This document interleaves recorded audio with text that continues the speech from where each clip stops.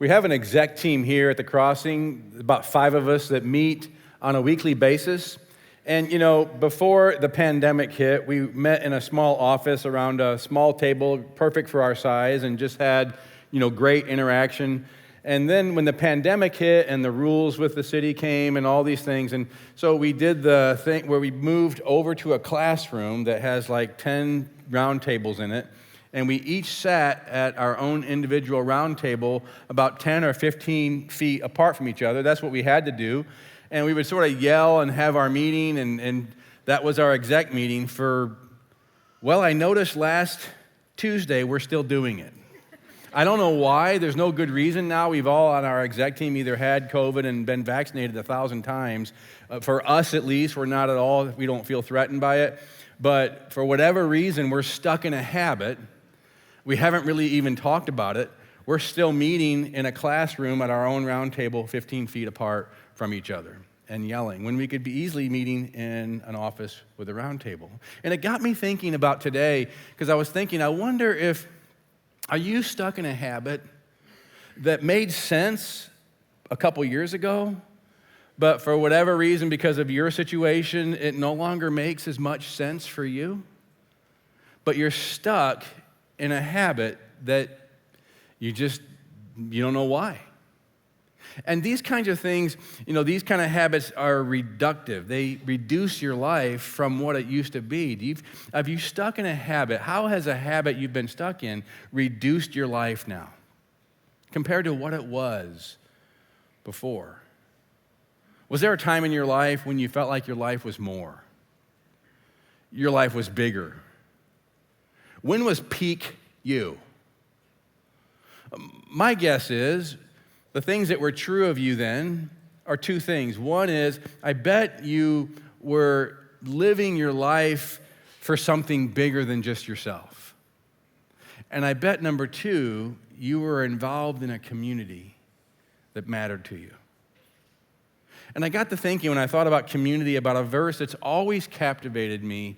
It's an interesting verse, a little passage in the book of Acts, where the Apostle Paul is saying a final goodbye to a church elder group that he'd been a part of for more than 3 years, longest place he'd been in any place. So he really had a strong relationship with this church. And he was saying a final goodbye that they would never see his face again.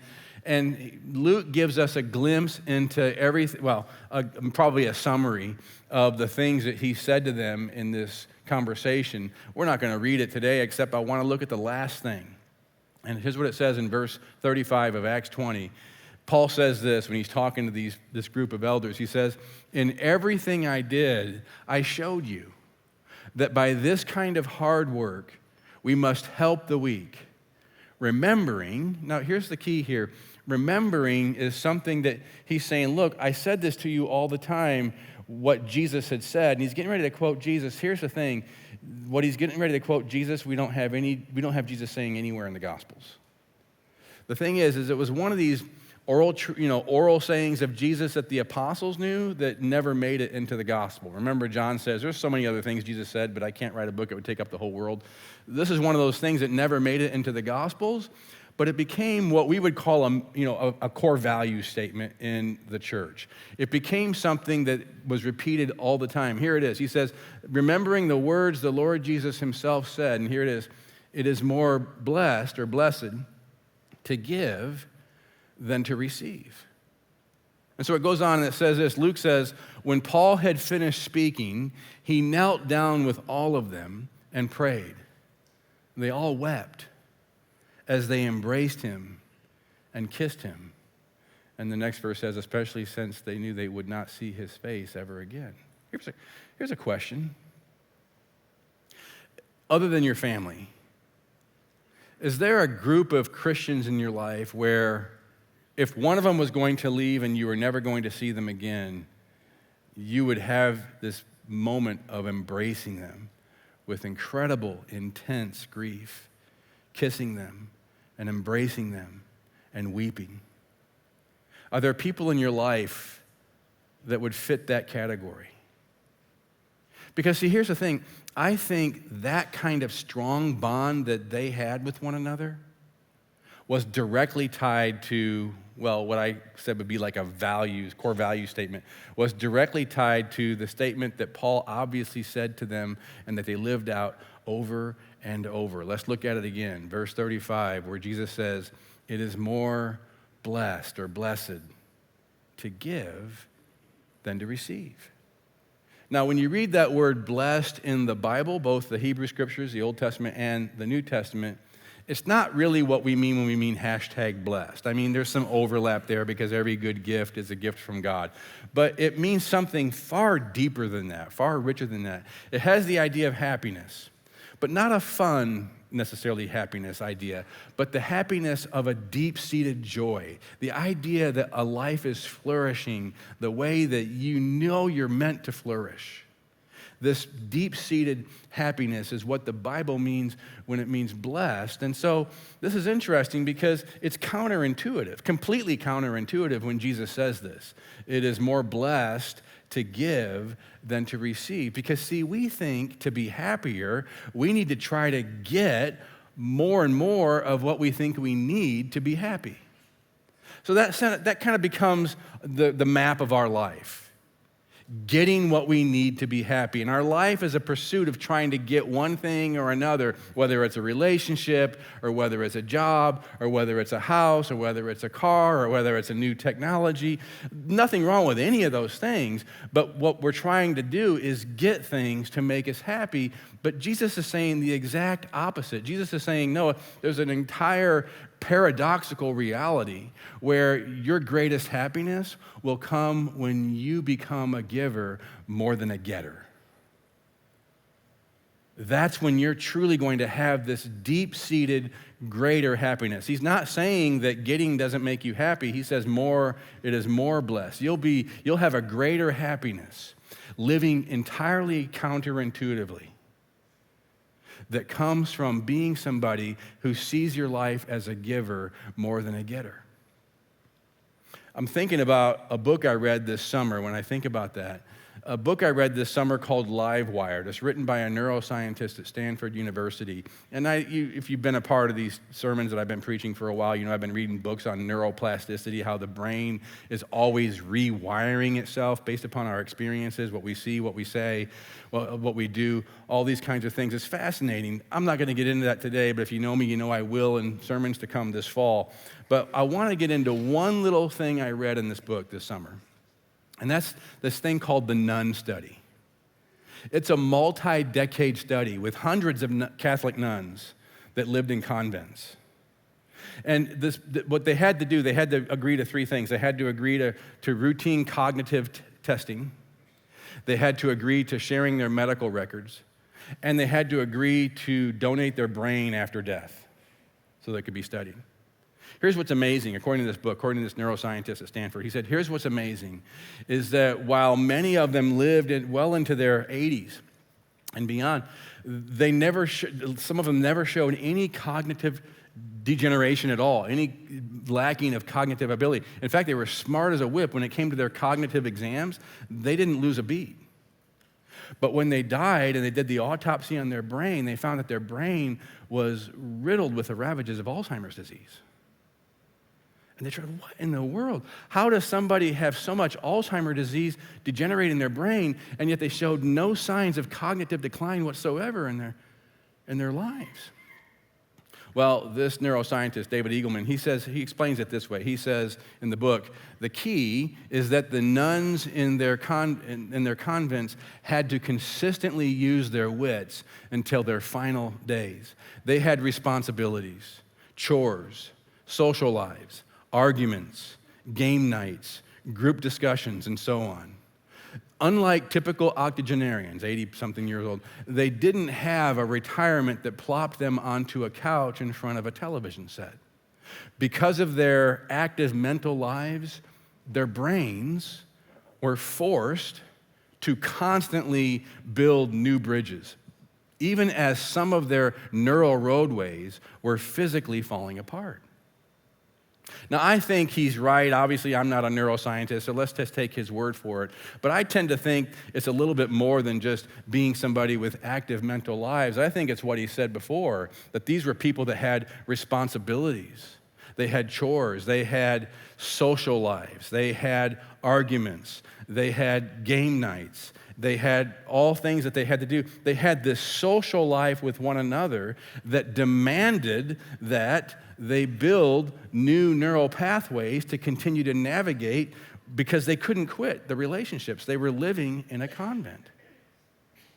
So here's what's interesting is that while their brain was degenerating, their neural networks were degenerating, their cognitive abilities were not, because of the demand of having to navigate social relationships in ways where they had to serve one another and be a part of one another's lives and give to one another, and they couldn't quit because they had to live with one another. They were nuns in a convent. And I think it goes back to Jesus' words, even Paul's words before Jesus' words. In verse 35 again, where it says, Paul says, "In everything I did, I showed you that by this kind of hard work, we must help the weak." In other words, those who have a need at this point in their lives, remembering the words the Lord Jesus himself said, "It is more blessed to give than to receive." See, what Paul's saying there is being a giver rather than a getter really is hard work. There's no sugarcoating it. It is hard work, and that's why it's so much easier not to do it. Especially if we've developed habits of survival that have trained us how not to do it, how to stay safe at a distance and not be involved in each other's lives, and we haven't really thought about it, but we're still stuck in those habits. It's really easy not to do the hard work. But it is incredibly hard work. But see, here's the thing, that a church community flourishes in the hard work of lots of people reaching out to others rather than doing the safe and distant thing because it's easier to stay distant. A church community like the Apostle Paul's talking about, that we see where they're embracing one another when they're never going to see him again, they're embracing him, kissing him, grieving, crying. That kind of community happens when a church flourishes in the hard work of lots of people reaching out to others, well, in need, but also just reaching out to others like the nuns, reaching out to others, navigating relationships and having responsibilities with one another and having to serve one another and having arguments with one another, because that's what community always does, and having to navigate all those things. There's all kinds of stories I could share in this church that are examples of this. Let me just share a few. One is, I was just talking to my daughter-in-law, Molly, the other day. This is her. And she was saying how we were talking, and she was talking about a conversation she recently had. And the story, I go back, give you some background. The story was when Molly and my son and their family moved into their new neighborhood, she didn't know anybody. She's a very extroverted, social kind of person. And so she just went out for a walk, and she's got a baby in a stroller on a walk, and she sees another woman walking with a baby in a stroller on a walk. You know how it is when you're kind of walking and there's a sidewalk, and how you're going to navigate this, and do you walk across the street or whatever. But she just decided to just interrupt her, introduce herself, and say, hey, I'm new to the neighborhood. Do you want to come over and bring your kid, have a play date? We can talk. And, the woman did. Molly looks back at that time. She said to me, I don't know what in the world why I was so forward. I'm never that way. It had to have been the Holy Spirit wanting me to reach out to this woman, because the Holy Spirit was reaching out to this woman. And so the woman did come over. Turns out she was very recently had to leave her husband because of an abusive situation. And when Molly was talking to her, she said, I go to a church, and we have support for women who are in a situation like yours. You should check it out. Well, the woman didn't seem that interested. She was polite, but who knows what came of it, except we found out later what came of it. She went home and she started watching our services online. And after a while of watching our services online, making sure we weren't bringing out the snakes and all that kind of stuff, she decided to come in person. And so she came in person, and she says that right from the first song, she wept the entire way through the service, because she knew this is something here that's exactly what she needs. She didn't quite know how to articulate it, so she just cried the whole time. Well, Molly, when she came, Molly got her connected to staff on our staff that got her connected to the groups that gave her the support that she needs. She now attends the Crossing regularly on Sundays. She's involved in Crossing Women's Bible Study on Tuesday, this specifically for women in tough situations. She's involved in a weekly support group for women who have coming out of abusive relationships, and now she's considering getting involved in a Crossing 20s group. And she gave me permission to share her story, even though I didn't give you her name.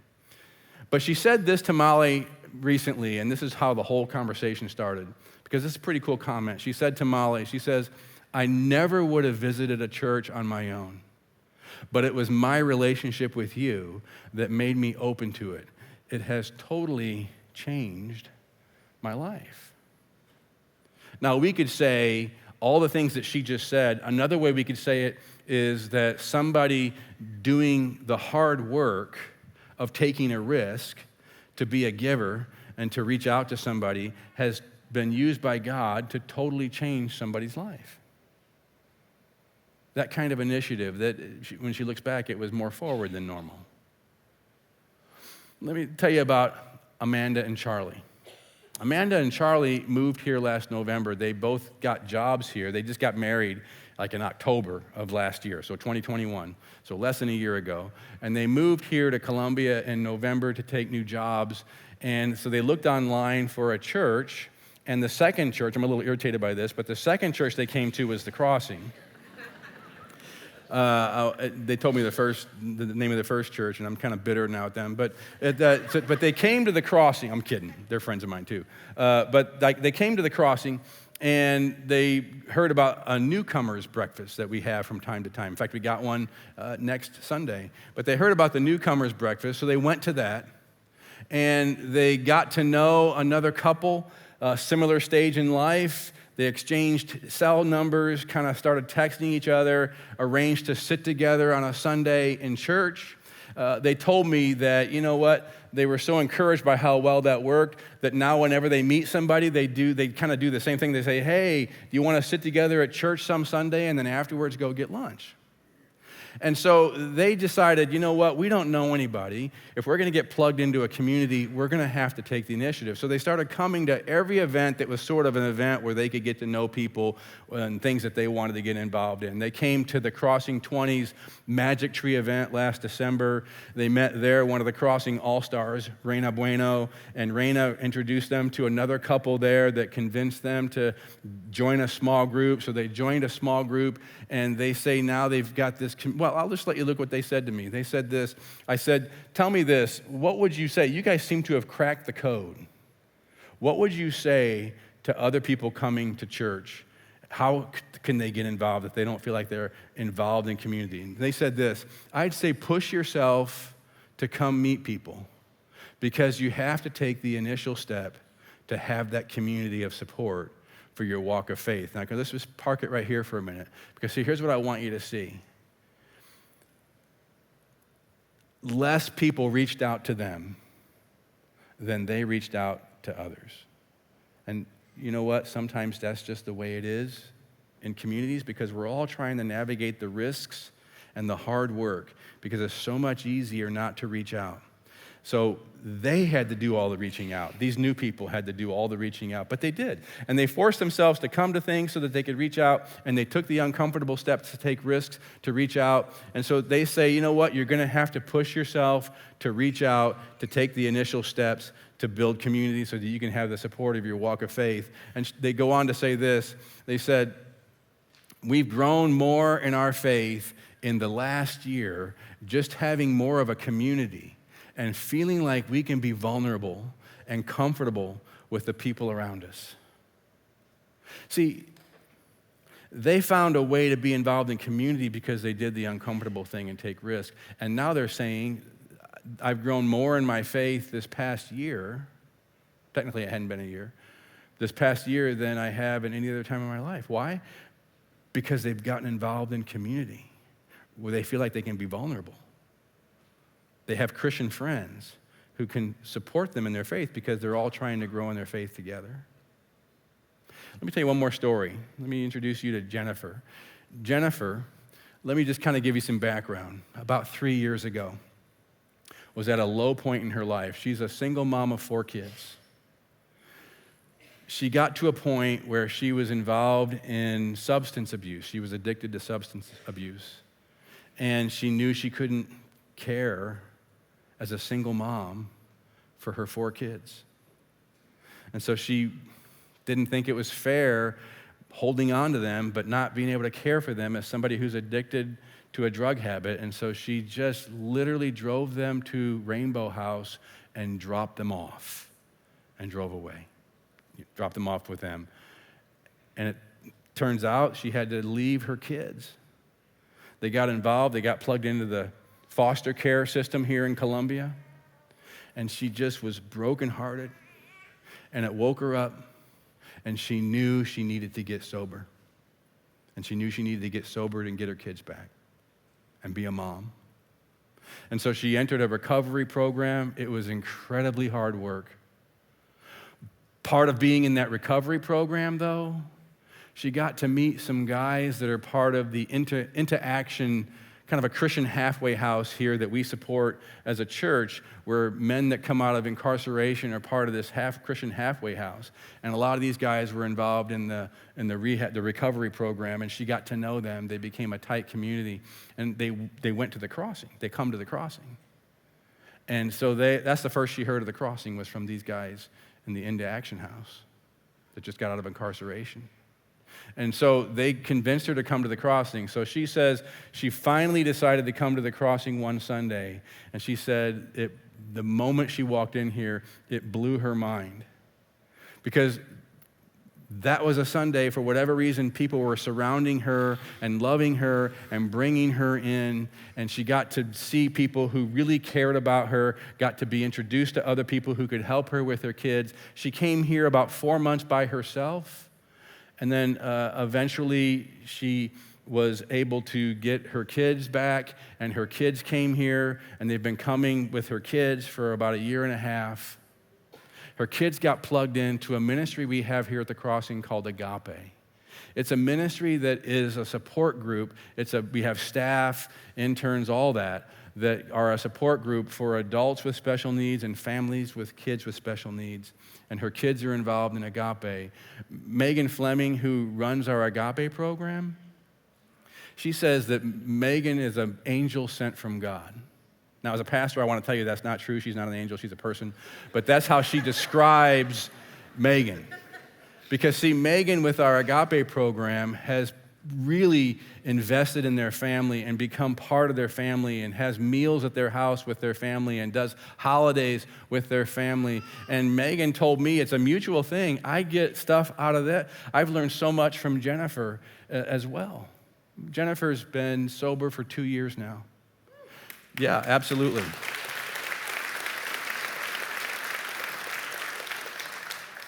She and her family have been part of the crossing. She's actually right here, and it's cool to see her here while we're talking. But she's been part of the crossing, and she said this to me when I was talking to her. She says, for my life, my story, my children's story, this place has made a world of difference. The crossing is our family. This is our place. We love it here, and this place has allowed me to grow in my faith and to take time that I need to come closer with Jesus. She's now involved in working in a program that helps other women overcome their addictions, helps other women in their recovery. Because people reached out.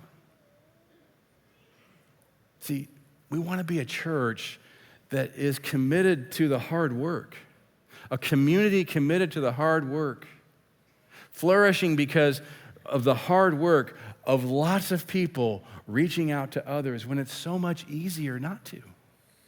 This is our vision as a church, to be the kind of church that when somebody comes in here, that they're struck by, they're overwhelmed by this sense that we're different.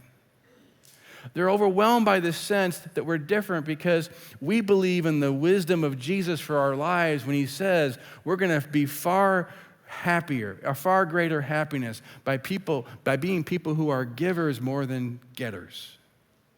that we really do believe those words.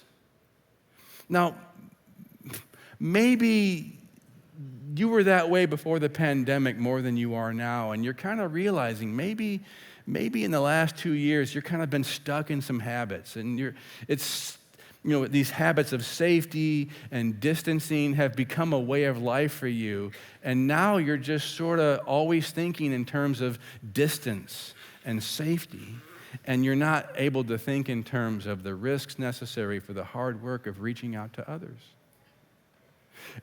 And you've missed, somehow you've lost this sense of awe and wonder and transcendence of having a mission in life, of becoming a giver more than a getter. Well, now's the time to change that. This is a time as a church, August, going into September, going into the fall. This is a perfect time for you to make a change and to get more plugged in some way. If you're new here, we have a newcomers breakfast, just like I talked about that Amanda and Charlie went to. We have a newcomers breakfast next Sunday at 8:30. Now, I don't know why I'm telling you guys that. The 11 o'clock service, you're not going to probably come at 8:30 for a newcomers breakfast. But if you so get inspired and want to come, it's over there in room 320 in the Student Center next Sunday at 8:30. It's a great way to get to know people, just like Amanda and Charlie did. Get to know some staff and all that kind of stuff. This is the time now, if you're thinking about getting in a small group, maybe this is a time for you to check out what we call a small group preview. That's going to be Thursday night at 6:30 over here in the Student Center in room 319. Just walk over to the Student Center. You won't be able to miss it. This Thursday at 6:30, and you can find out what a small group is like, and then maybe consider being a part of one yourself, because right now is the time we're starting small groups. And so if you want to be in one, this is the time to get involved in one. Maybe this is a great time for you to find a place to serve. We've got all kinds of places for you to serve. Some of them require very little Christian maturity if you don't feel like that's you, and you can still plug in and serve as well as anybody, because we have all kinds of things to do here. And so, after this service, you can go into the foyer, and there's some tables out there. You can find the places to ask questions. But here's what I would do if I were you, is right in front of you, there's a QR code, little cute, weird code on the chair in front of you. And take your camera on your phone, point it at that, and then when a little yellow thing comes up, hit that, and that'll take you to our serving page, and you're going to see all kinds of things on there, ways for you to serve. At the top, you're going to see Crossing Kids, and here's why.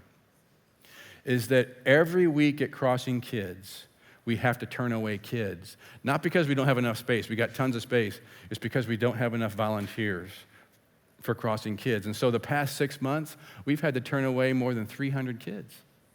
Now, to be a community that's flourishing because we're committed to the hard work of taking risks and reaching out to people, that seems like something we should try to solve.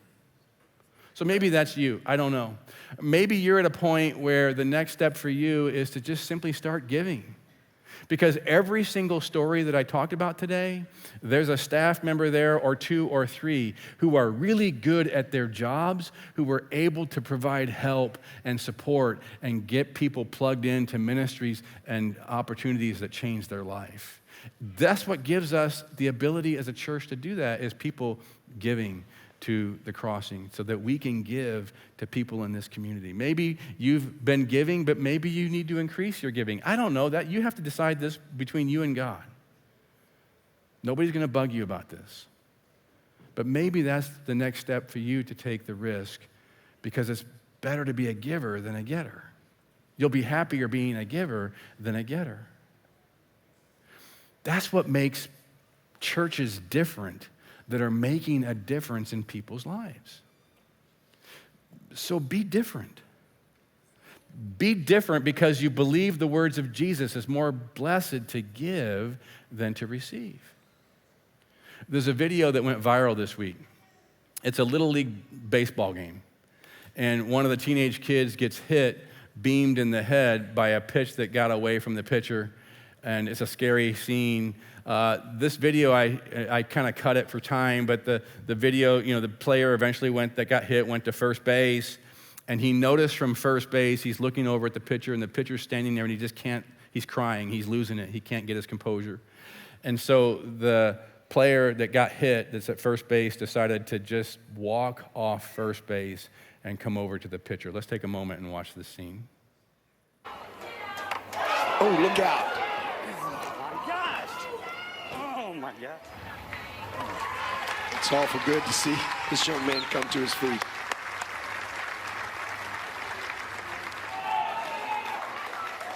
So this is really cool because as a pitcher, Bubs looks shaken up right now because of what he did. And look at Zay Jarvis. This is such great sportsmanship. He wants him to know that it's okay, that he'll be fine. What a stud right there.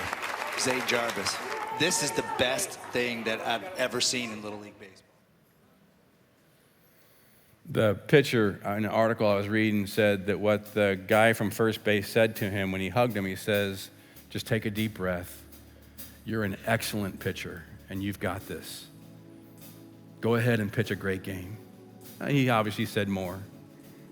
But you know what? It's weird. And the reason why it went viral is because it's weird. Is because the player was on first base, and the normal player would be mad he got hit in the head and try to use the grievance and being offended to motivate himself to be more competitive. But there was something about this kid, I don't know what, but he saw the pitcher crying on the mound, and he just couldn't stand there on first base. And so he walks to the pitcher and he hugs him and he embraces him because he takes the risk, because it's better to be a giver than a getter, and he takes the risk to encourage him because he was different. I don't know why, something about him, but he's different. Be different. We can all be different so that when people come across your path, you're different. You're not doing the safe thing. You're not just standing there on first base. You're taking risks. You're taking risks to embrace people. You're taking risks to encourage people because you want to be different, because you believe the wisdom of Jesus for your life, that it really is better. You really will be happier. You'll be more blessed being a giver rather than a getter. Amen.